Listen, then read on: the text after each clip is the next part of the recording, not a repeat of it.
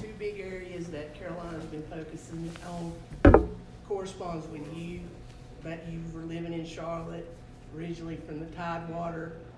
Those are very, very vital recruiting grounds for Carolina. What's your impact on those areas? Well, I've lived in Charlotte for the last 9 years since I retired. I wanted to settle down in Charlotte, so with my kids being active in sports and being active in the community, I've established a lot of relationships there, and that's when all this coaching and stuff started for me was in Charlotte. So through that, I established a lot of relationships and have built great rapport with a lot of families and stuff in Charlotte. So realized how much talent we had in Charlotte. I can't remember what it was like when I was in school. I know our team was basically built during the northern part of North Carolina. That's what they say. Mostly all the athletes that we had back when I was in school came from, they said, north of 95. And so, but now I'm realizing that Charlotte has a lot of talent. I mean, it's big, and Coach, as soon as he was hired, he understood how important dominating Charlotte was. And so, I've been there, I have a lot of relationships there, so I can play a tremendous role in with the rest of the staff there in Charlotte to help bring some guys from Charlotte here. And you being from the Tidewater, well-known, All-American, that name, Dre Bly, it helps a lot in that area. It does. It does. I was one of the few guys during my time to come. And, I had great success here through the guys that I was surrounded with. And what people don't understand is, Coach even mentioned it when I came out, even years before I got here, guys like Famous Amos and Dwight Hoyer, Lawrence Taylor, I claim him as well, even though he's a little further up. But, we had a great deal of success, being able to get some of the guys from the 7-5 to come here. And, they played key roles along with the rest of the guys that was here, but just making people aware of, what helped make us a great team, when Mac Brown was here and even before. And so I think with me coming, having the success that I did, and now with me being on staff now sort of helps. And, I can go tell my story. I'm going to know all the high school coaches. My high school coach that I had, he's like a legend back home. He's won numerous games, a lot of games, so people are very familiar with him. So it's easier. It helps when I go back and tell my story, knowing all the principals. And, my mom is one of 11. They all reside in the 757.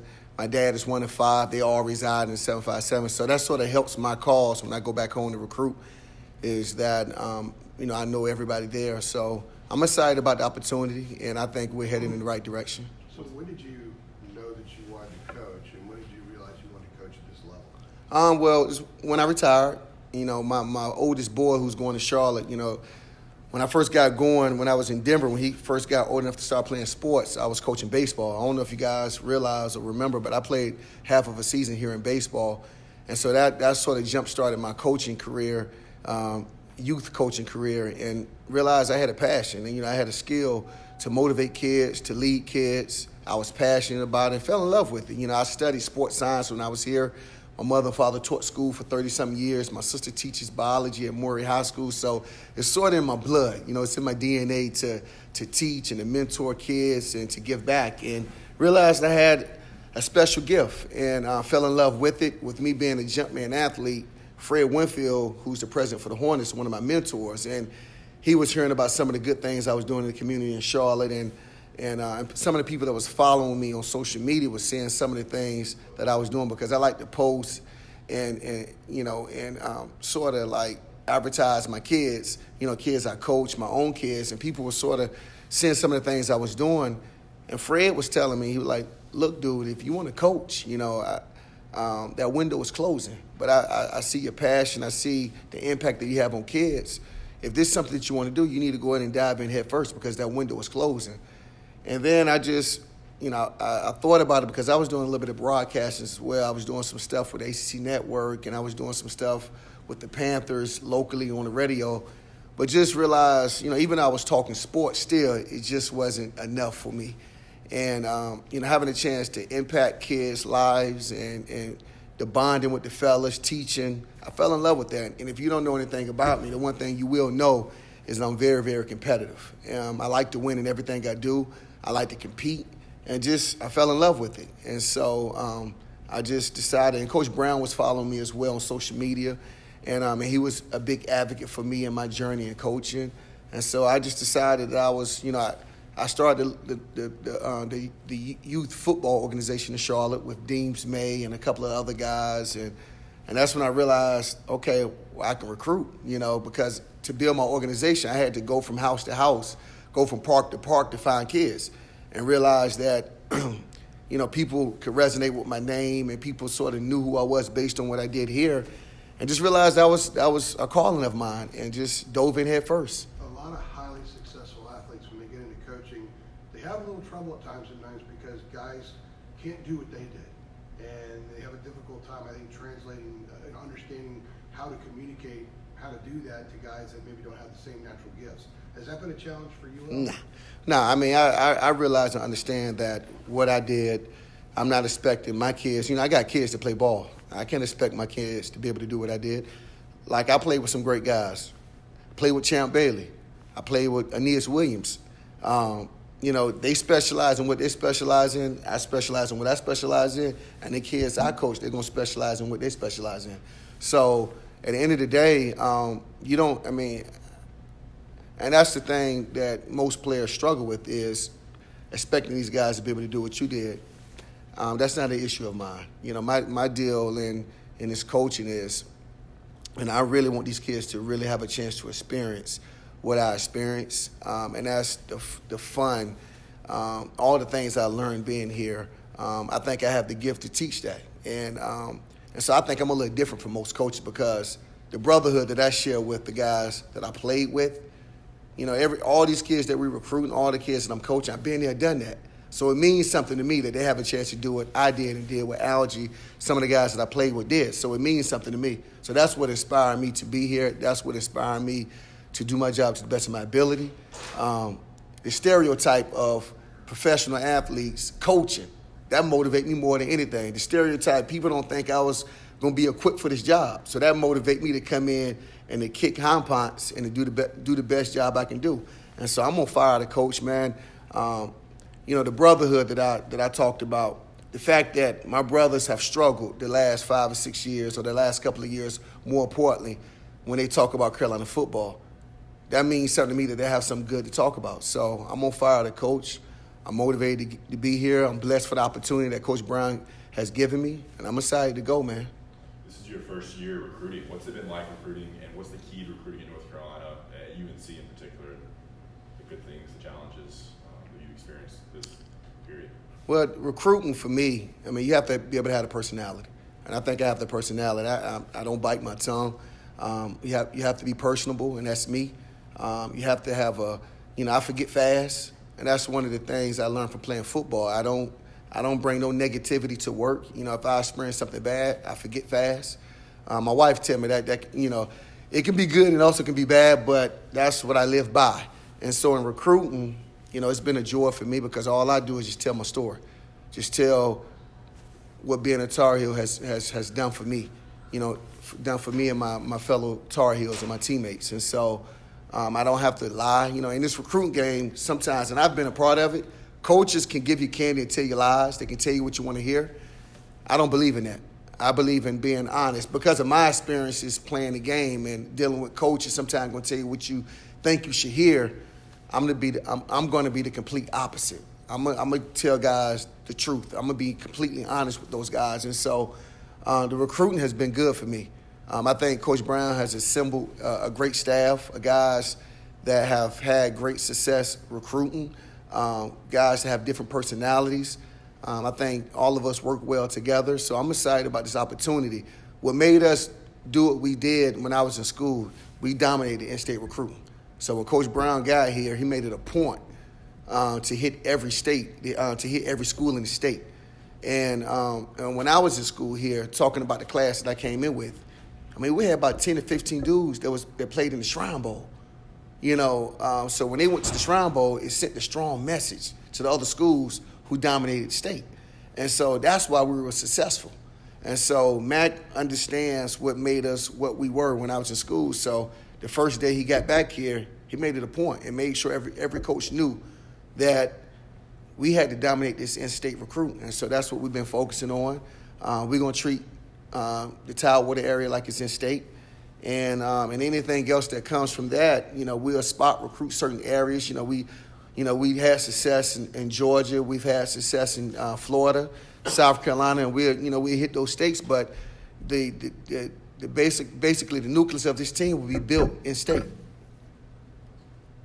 You were a coaching intern with a couple of NFL teams. Just kind of how valuable is that experience? Say it again. You were a coaching intern with a couple of NFL teams. Yes, sir. Just kind of how valuable has that experience been just going through the spring? It's been a great experience. That is what basically validated me as a coach. That let me know that I can do it. Because the one thing that they talk about with former players when they get into coaching is if we can handle the hours. And so, most guys, they say they'll come and want to do a couple of hours and they want to go play golf. And first of all, I don't golf. I can't golf. I'm like a 45 handicap. So, but having a chance to do, Ronald Curry is one of my good buddies who played here. He's the receiver coach for the New Orleans Saints. And he sort of, for the NFL, they have this, this internship for minorities to get in to really experience it, to see if there's something they want to do. And having a chance to go work under Sean Payton, who's like Bill Parcells, who's just like Bill Belichick, that was the icing on the cake. Because if I could handle Sean Payton's meetings and his structure and everything that comes with football, I can handle anything. It's very detailed. Sean P. is he's very structured in how he runs his business. 5 to 6 hour personnel meetings, you over there late night, you know what I'm saying? So if I can handle that, that let me know I can handle anything what comes with coaching. And most importantly, man, I told you I'm competitive, man. The fact that, people think that I'm not built for this, that motivates me more than anything. I'm probably one of the most competitive dudes out. I hate to lose, period. And so all that stuff inspired me, and I think the internships for me was good. Having a chance to pick heads of some of the greats, Sean P., Dennis Allen. Aaron Glenn is one of the guys who's the DB coach in New Orleans. He's one of the guys I looked up to. He's older than me. I thought our games were similar. He wore number 31, but he's an up-and-coming guy in the NFL, and I had a chance to pick his mind. Peter Genta, who is my defensive coordinator with the St. Louis Rams, he's the other secondary coach with the Saints. So they have 2 DB coaches. So I just learned a lot from those guys, and I think it's really have been helpful in my journey, and just me being here, being able to handle everything that goes along with being a coach. I think I'm ready, and I'm excited for the opportunity. Coach, you talked about your competitiveness earlier this spring. You raced 2 of the other coaches on the team. Did it feel good to win that race and kind of show your players too that you still got it with your speed? And no disrespect to nobody, but I told you I'm very competitive. It didn't feel good to win. I just felt like Quinshaw got 2 rods in his legs. He's experienced some injuries. Shot was a linebacker. So just with my competitive mindset, I felt like I had to win that. I felt like I knew I was going to win, but it's still good. That's the one thing with us being former competitors. As I say, one of the boys, it doesn't matter who you are. Our mindset as a player is we're going to compete and we're going to win. But it was good to get that win because I got bragging rights. I'm 42. Those dudes 26 and 27. So it was good to let those guys know at 42 I'm not the typical 42-year-old coach that's big and out of shape, which I'm getting towards right now. So, but it was good to be able to run and show that I still got a little bit. Ross, last one. Quickly, can you kind of break down your cornerback room, players that have stood out, players that are making an impact in the field in 2019, a little bit on the guys you have in the room right now? I've been very impressed with Patrice Rene. He's a guy that I remember his first year he got here, he was thrown right into the fire. I think it was against South Carolina or Georgia. But he's a guy that I think, our plans for him is to have a pretty good season. He's shown a lot of growth. A lot of times, and let me tell you this, anytime a DB has 4 different DB coaches, that's hard, man. You got 4 different guys coming in teaching 4 different techniques. And so I don't know who can handle. That's hard to handle, man. 4 different systems, 4 different techniques is hard. And I think he's done a pretty good job in adjusting to what Coach Bateman and I teaches. I've been very impressed with Greg Ross. You know, he was last year, because of the system, I think, because of what they were asking him to do. And you know, on the back end, you know, whenever there's a touchdown, if the DB is around, he's going to be the person that is blamed. And so I think he took a lot of blame last year. And all of it might not have been his blame, but his fault. But, you know, he caught a lot of the heat because of that. I think those 2 guys have done tremendously well this spring. I think that those guys have adapted to what is being taught. I think they've accepted the challenge. I think they can see my passion, and I think they know I genuinely care about their growth and their progress. So I've been I'm excited about those 2 guys and what the future holds for those guys. A couple other guys, Trey Morrison. I didn't know how good of a playmaker he was. I mean, that kid really finds his way around that football. And so I think he has a lot to bring to the field. I think he's going to be a great plus for us on the back end. And then we got a couple of guys, Storm Duck, I think, typically, and he has the advantage because most guys don't have a chance to enroll until, the summertime. But by him coming in early enrolling, I think he's going to be a great plus for us as well. He's a guy that shows tremendous speed. He competes. He has size, and so I'm very pleased with the room that I have. I think the one thing for me is it's a mindset. I believe that, and I think they haven't had it the last couple of years for whatever reason, but there's a certain tradition of what comes with playing defensive back here, and I think we're going to play differently. We're going to play fast. We're going to get to the ball. And my goal as a defensive back room is to be more productive than what we were the year before, to make more plays. And so we emphasize that every day, and hopefully we can provide the spark that the back end is supposed to provide.